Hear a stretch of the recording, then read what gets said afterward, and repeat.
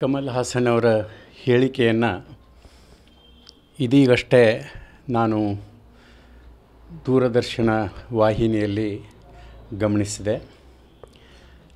ಕಮಲ್ ಹಾಸನ್ ಅವರು ಸ್ವಭಾವತಃ ವಿವಾದಗಳನ್ನು ಸೃಷ್ಟಿಸಿ ಪ್ರಚಾರ ಪಡೆಯುವ ವ್ಯಕ್ತಿತ್ವವುಳ್ಳವರು.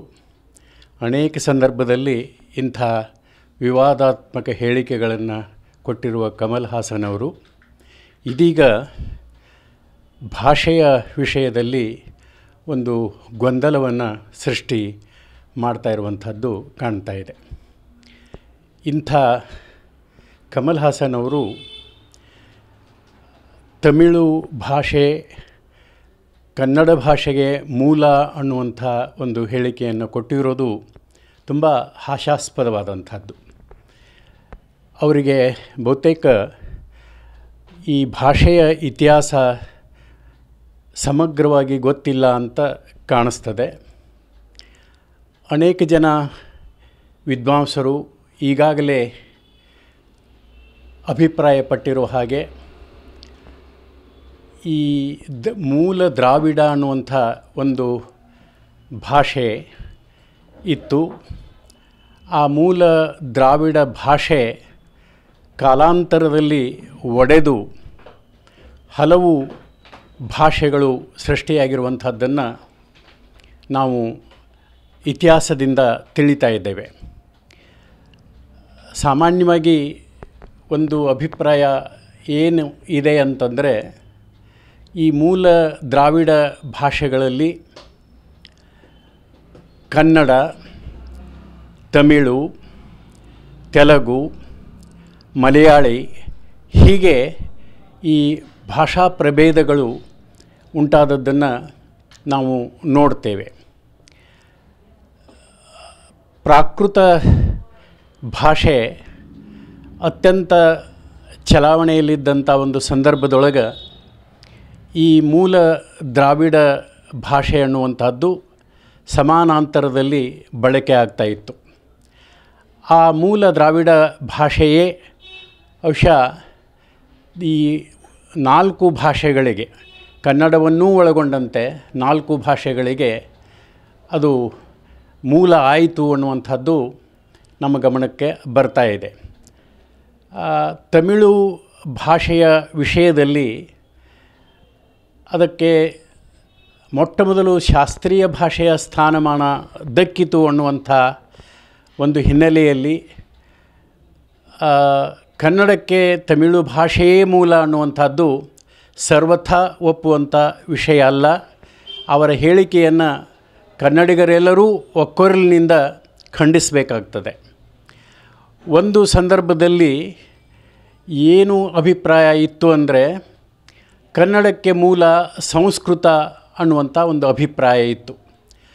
ಯಾವಾಗ ಭಾಷಾಶಾಸ್ತ್ರ ಅದು ಭಾಳ ಗಟ್ಟಿಯಾಗಿ ಬೆಳೀತಾ ಬಂತು, ಆವಾಗ ಆ ವಾದ ಕೂಡ ಹಿಂದೆ ಸರಿದು ನಂತರ ಈ ಕನ್ನಡ ಮೊದಲಾದ ಭಾಷೆಗಳಿಗೆ ಇವುಗಳನ್ನು ದ್ರಾವಿಡ ಭಾಷೆಗಳು ಅಂತಲೇ ಕರೀತಾರೆ. ಸಂಸ್ಕೃತ ಆರ್ಯ ಭಾಷೆ, ಕನ್ನಡ, ತಮಿಳು, ತೆಲುಗು, ಮಲಯಾಳಿ ಇವು ದ್ರಾವಿಡ ಭಾಷೆಗಳು, ದಕ್ಷಿಣ ಭಾರತದ ದ್ರಾವಿಡ ಭಾಷೆಗಳಿವು.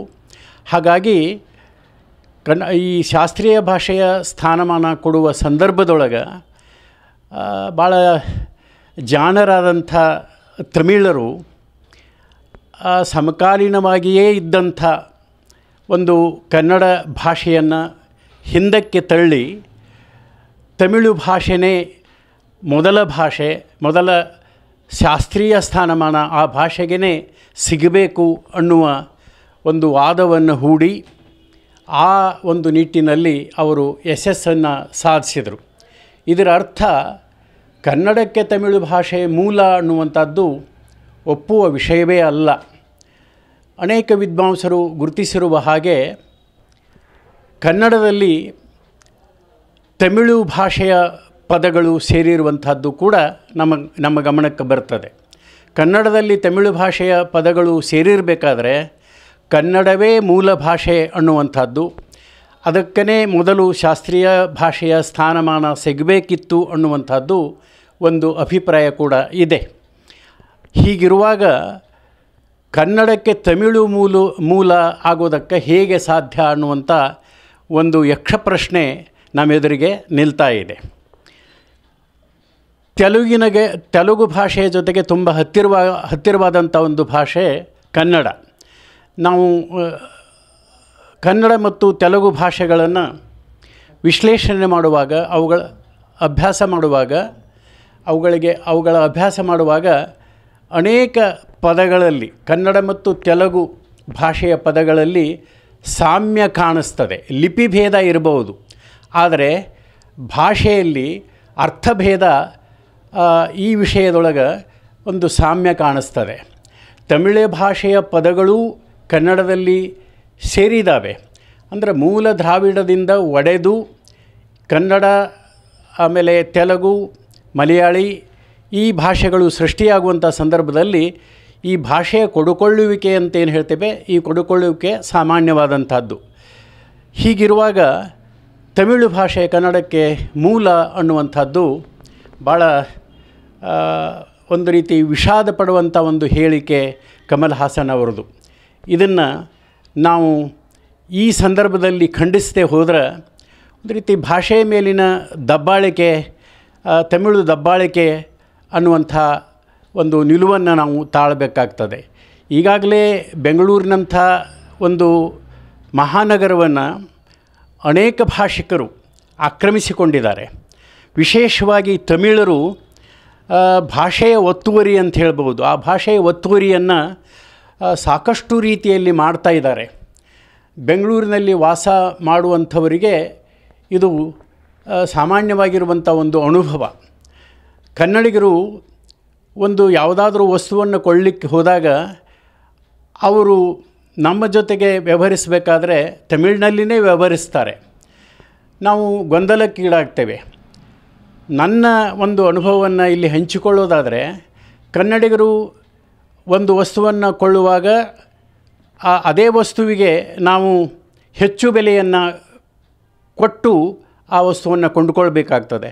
ಅದೇ ತಮಿಳರು ಬಂದು ತಮಿಳಿನಲ್ಲಿ ಮಾತಾಡಿದಾಗ ಆ ವಸ್ತುವಿಗೆ ಭಾಳ ಕಡಿಮೆ ಬೆಲೆಯನ್ನು ಅವರು ತೆತ್ತು ಆ ವಸ್ತುವನ್ನು ಕೊಂಡುಕೊಳ್ತಾರೆ.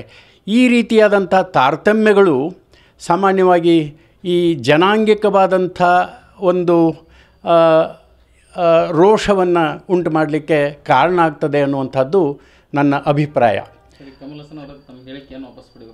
ಕಮಲ್ ಹಾಸನ್ ಅವರು ಈ ಒಂದು ಬಾಲಿಷ್ ಆದಂಥ ಹೇಳಿಕೆಯನ್ನು, ಇತಿಹಾಸದ ಪರಿಜ್ಞಾನವೇ ಇಲ್ಲದೆ ಹೇಳಿರುವಂಥ, ಭಾಷೆ ಇತಿಹಾಸದ ಪರಿಜ್ಞಾನವೇ ಇಲ್ಲದೆ ಹೇಳಿರುವಂಥ ಈ ಹೇಳಿಕೆಯನ್ನು ತತ್ಕ್ಷಣ ಹಿಂದಕ್ಕೆ ಪಡೆಯದೆ ಹೋದರೆ ಕನ್ನಡಿಗರ ಒಂದು ಆಕ್ರೋಶಕ್ಕೆ ಅವರು ತುತ್ತಾಗಬೇಕಾಗ್ತದೆ.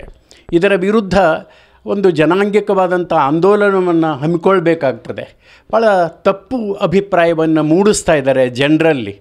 ತಮಿಳು ತಲೆಗಳ ನಡುವೆ ಅನ್ನುವಂಥ ಒಂದು ಪುಸ್ತಕವನ್ನು BGL ಸ್ವಾಮಿಯವರು ಭಾಳ ಹಿಂದೆಯೇ ಬರೆದಿದ್ದಾರೆ. ಎಷ್ಟು ಸುಳ್ಳನ್ನು ತಮಿಳರು ಹೇಳ್ಬೋದು ಅನ್ನೋದಕ್ಕೆ ಆ ಪುಸ್ತಕ ಸಾಕ್ಷಿ.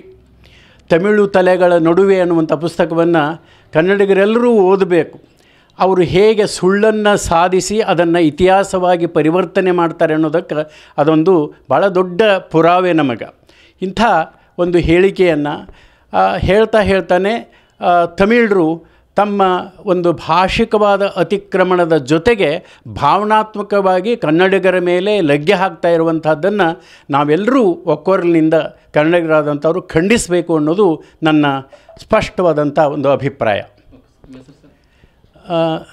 ಡಾಕ್ಟರ್ ಬಾಳಣ್ಣ ಸೀಗಿಹಳ್ಳಿ, ನಾನು JSS ಕಾಲೇಜಿನ ನಿವೃತ್ತ ಪ್ರಾಧ್ಯಾಪಕ. ಈಗ ಪ್ರಸ್ತುತ ನಾನು ಧಾರವಾಡದಲ್ಲಿ ನೆಲೆಸಿದ್ದೇನೆ. ಇಲ್ಲಿಯೇ ಮನೆ ಕಟ್ಟಿಕೊಂಡು ವಾಸ ಮಾಡ್ತಾಯಿದ್ದೇನೆ. ನಾನು ಸುಮಾರು 17 ವರ್ಷ ಆಯಿತು ನಿವೃತ್ತಿಯನ್ನು ಹೊಂದಿ. ಆದರೆ ಭಾಷೆಯ ವಿಷಯದೊಳಗೆ ನನಗೆ ಬಹಳ ಸ್ಪಷ್ಟವಾದಂಥ ಕೆಲವು ಸಂಗತಿಗಳು ಗೊತ್ತದಾವೆ. ಆ ಹಿನ್ನೆಲೆಯೊಳಗೆ ನಾನು ಈ ಒಂದು ಅಭಿಪ್ರಾಯವನ್ನು ತಮ್ಮ ಎದುರಿಗೆ ಮಂಡಿಸ್ತಾ ಇದ್ದೇನೆ, ಕನ್ನಡಿಗರ ಎದುರಿಗೆ ಮಂಡಿಸ್ತಾ ಇದ್ದೇನೆ.